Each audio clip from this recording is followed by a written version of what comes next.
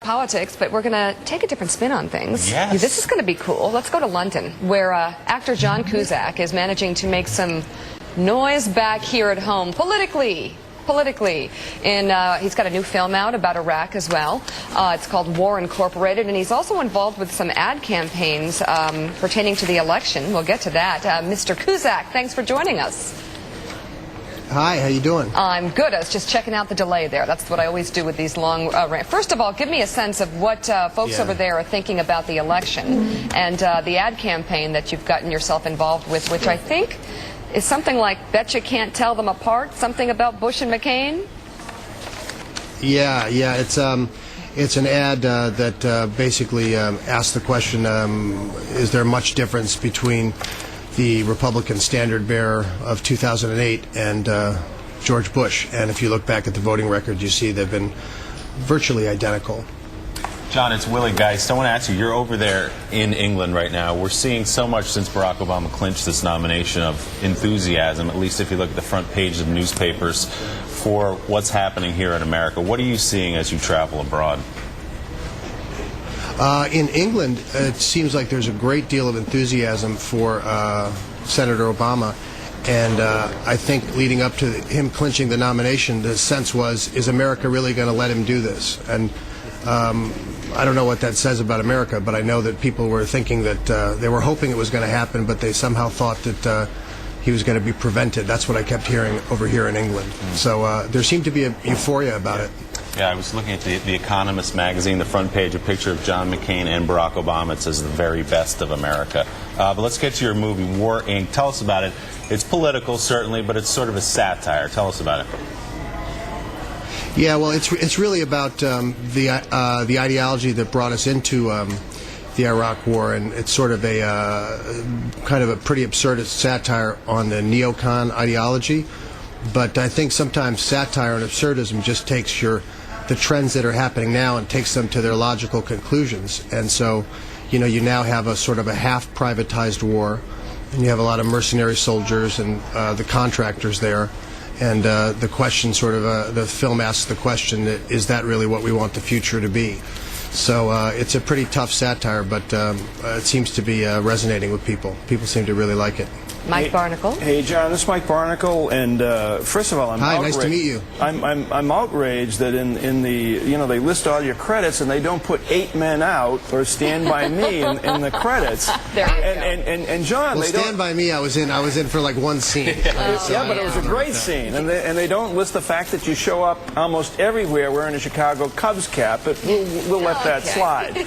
But many of your roles and much of what you do is political, and it's great, and we know where you're coming from. But when you look at a role, when you look at a screenplay, when you look at the stuff on the page, does it factor in to your judgment that you might take some heat for doing this, for doing whatever you want to do? And as a matter of fact, before you answer, you drew the ire, the wrath of Bill O'Reilly here, I think last evening. If you great. Yeah, if you can listen to this clip and then respond to that. We're going to put it up right now. Hey, of course, Senator McCain supports a new GI Bill.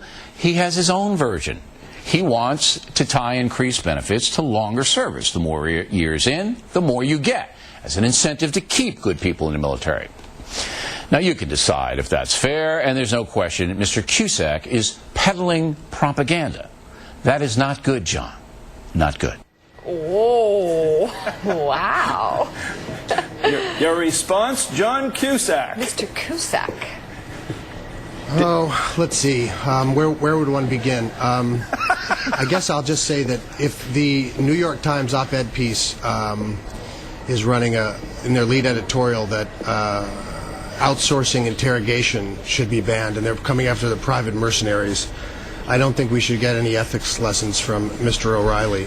We have made torture a cottage industry, and that's un-American, and the privatization of the core functions of state, I think, is criminal, what's been going on in the Bush administration.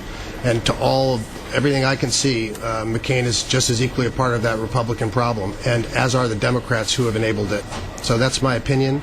And you know, I don't really need to respond to Mr. O'Reilly because Oberman beats his head in every day. Okay. Really?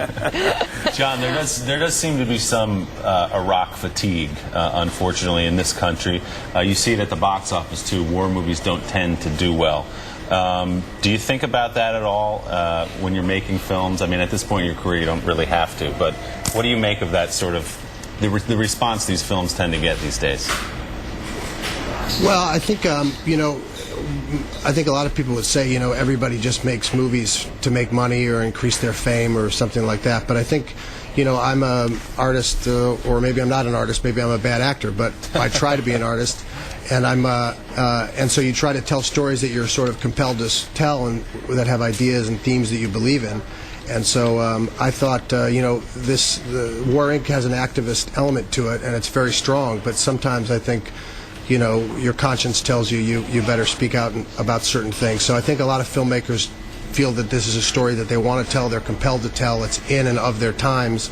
And I don't think they really think about, well, is it going to be successful from a commercial standpoint? I just think they think about, can I try to, you know, in all humility, scratch at the truth here? And I really do believe that's what a lot of filmmakers think. All right, John Cusack. The box office is... The box office is? You left me hanging. What was that? The box office is sort of is a little bit irrelevant. That's the thing that happens later. Got it. It's irrelevant. You know, you never know what's going to happen with exactly.